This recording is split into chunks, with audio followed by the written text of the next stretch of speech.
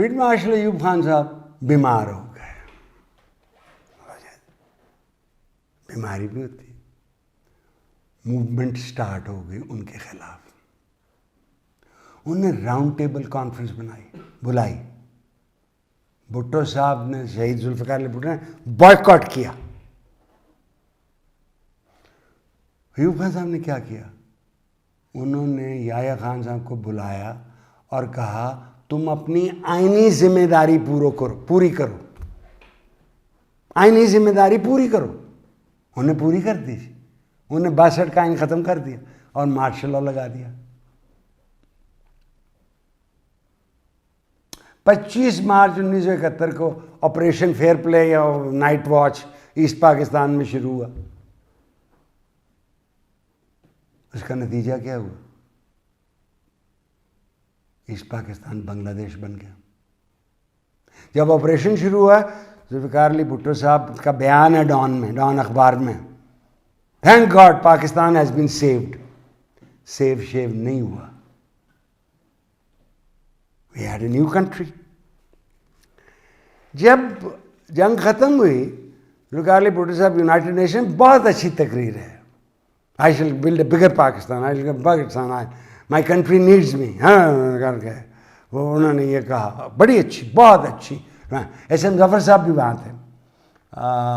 वो उन्हें की इसमें कोई वेरी थिएट्रिकल भी थे एंड ए ब्रिलियंट ऑरेटर। वो वापस आए तो पहली दफ़ा chief marshal law administrator civilian बना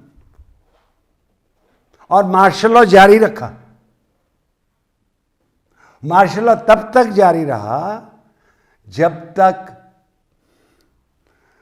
उन्होंने इंटरम कॉन्स्टिट्यूशन 21 अप्रैल 1972 में नहीं दे दी, और वो interim constitution presidential form of government था।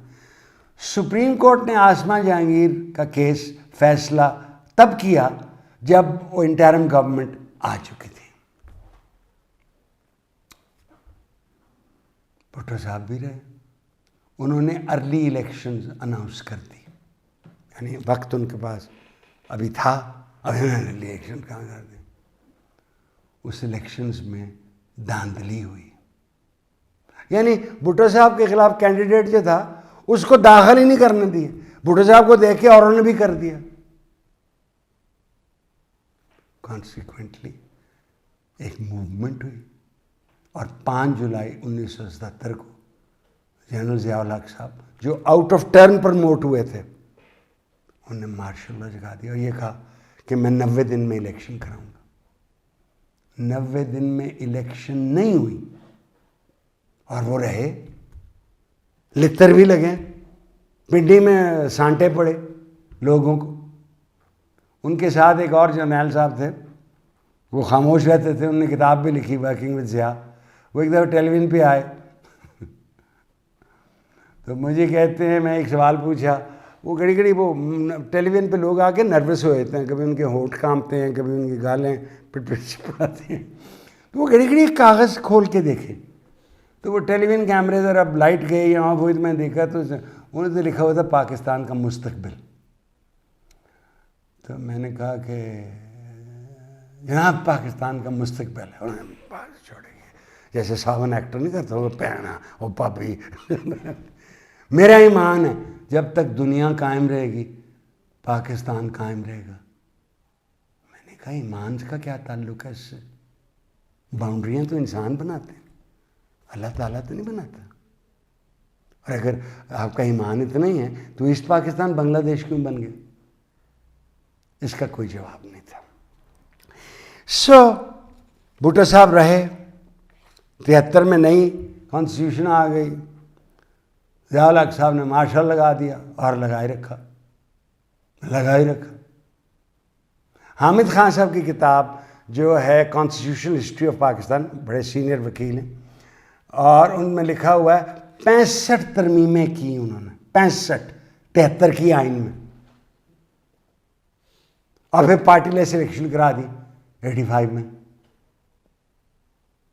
वो 88 में वो 16 अगस्त को अगर वो जहाज़ ना गिरता जिसमें अमेरिका का सफ़ीर भी मारा गया था, तो रहते, कौन उन्हें हिला सकता था? किसकी जरूरत थी उनको हिलाने की?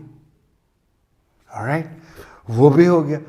भुट्टो साहब को जो फांसी दी गई, उसका आज तक कह रहे हैं कि ये जुडिशियल असैसिनेशन है, अदालती कत्ल है। और सुप्रीम कोर्ट ने हाल ही में बयान में कहा है, और नोट जो अखबार में मैंने पढ़ा है, कि फेयर ट्रायल नहीं था, इनका ट्रायल ऐसा नहीं था कुछ आया। मई 1988 में जुनेजो साहब की गवर्नमेंट ज़िया-उल हक साहब ने डिज़ोल्व कर चली गई। मियाँ नवाज शरीफ साहब पंजाब के चीफ मिनिस्टर रहे। फिर मोहतरमा नवीन भुट्टो आई कॉल इट शहीद, बीबी पार्ट 1, उनका पूरा टर्नर नहीं आया, फारिग कर दिया गया। मियाँ नवाज शरीफ आए, रोल नंबर 1 प्राइम मिनिस्टर, फिर उनको फारिग कर दिया गया। फिर बीबी आ गए, फिर फारिग कर दिया गया। फिर मियाँ साहब आ गए, फिर फारिग कर दिया गया। फिर जनरल परवेज़ मुशर्रफ साहब आ गए, उन्होंने मार्शल नहीं लगाया, उन्होंने कहा मैं चीफ एग्जीक्यूटिव हूँ, और वो चलते रहे, और वो चलते रहे।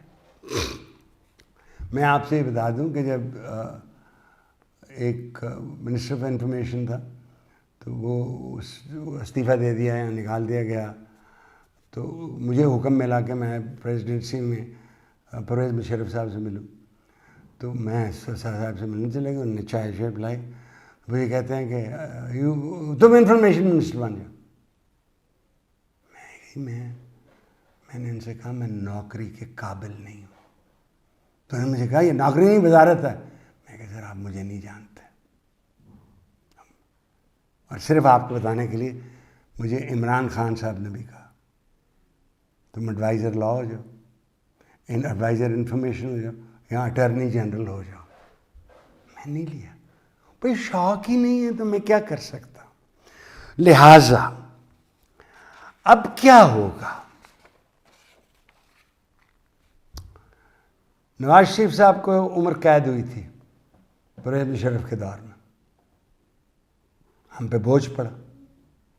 वो एग्रीमेंट करके गए जिसमें सऊदी अरेबिया भी शामिल था, और हरीरी लेबनान का वज़ीर आज़म भी शामिल था कि मैं 10 साल तक, और वो मैं मुझे सीन याद है, वो मैं हर 24 बक्से लेके चले गए थे। पहले ने कहा नहीं मैंने कोई ऐसा किया। सऊदी मिनिस्टर केम हियर, उन्हें बताया कि हाँ ये है क्या ये। चलिए इमरान खान साहब आ गए। खान साहब ये भूल गए कि उनकी अक्सरियत नेशनल असेंबली में रेजर थिन 3 वोटों से नो कॉन्फ्रेंस। मैं शायद वाहिद आदमी हूँ जो उनके पास जो बाकी भी बैठे हुए थे, वकील भी बैठे हुए थे, उनकी काबीना के लोग भी बैठे हुए थे, एक्स काबीना के लोग। मैं नहीं क्या करना चाहिए, मैं क्या आप राइट पे बैठते, दाएं हाथ बैठा बाएं हाथ बैठे, असेंबली ना छोड़ें। नहीं माने, चले गए आगे। PMLN की कोलिशन गवर्नमेंट आ गई, फिर इलेक्शन हुई। अब किस हद तक धांधली हुई है ये फैसला अदालतों ने करना।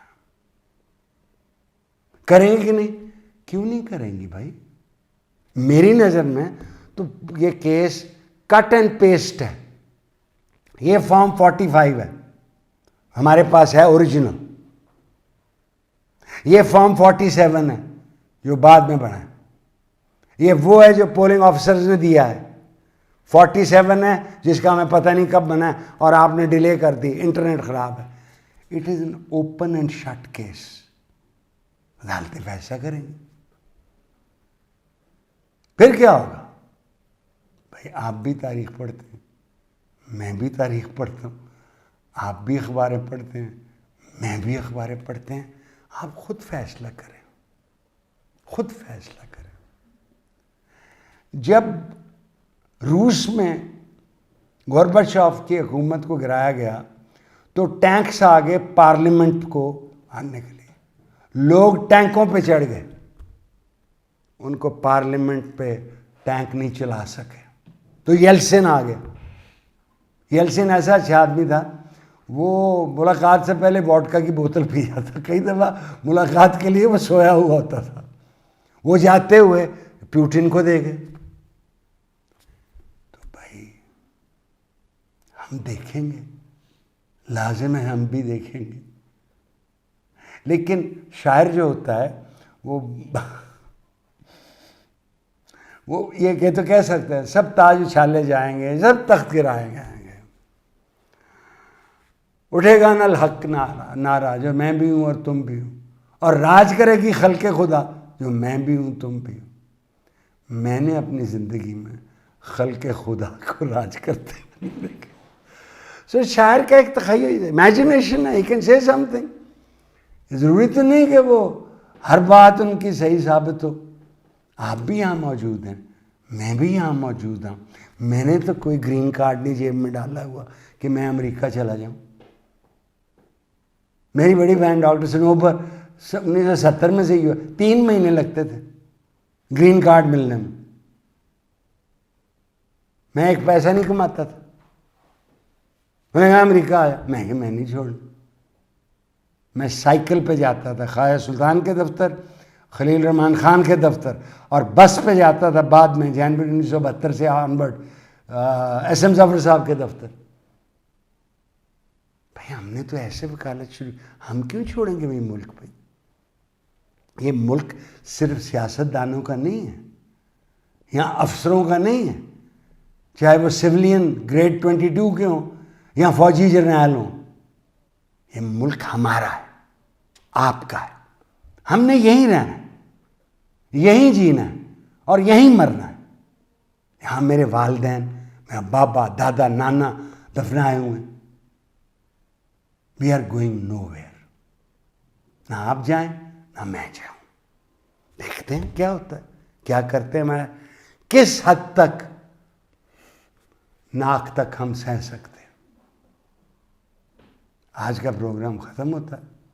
अब आपको सिर्फ बताना है कि अगला प्रोग्राम कब है और आप कैसे हमें। मैं बहुत मशकूर हूँ कि आपने इतनी देर मुझे सहा है। सहना पैंदा ना जी, बंदा बोल रहे, कोई बंदा बोल रहा है। इजाज़त चाहता हूँ जी, अल्लाह हाफ़िज़। नाज़रीन जो 2-4 जो देख रहे हैं अभी तक, और मैं हैरान हूँ कि क्यों देख रहे हैं। अगर आप अपने टीवी के बाईं तरफ देखें या दाईं तरफ देखें तो आपको नज़र आएगी कि आप हमारे से भेज सकते हैं अपने सवाल यूट्यूब पे, इंस्टाग्राम पे, और एक और पे भी भेज सकते हैं, और फेसबुक पे भेज दें, चलिए देख लेंगे, वो भी हम पढ़ सकेंगे। और मैं देख के ये मैं आपको बता दूं कि हम चुनते ज़रूर हैं। मसलन आप बहुत ही डाढ़ा सवाल पूछें तो मैं कहूँगा अच्छा मुझे मिल लें तो मैं इसका जवाब दे देता हूँ।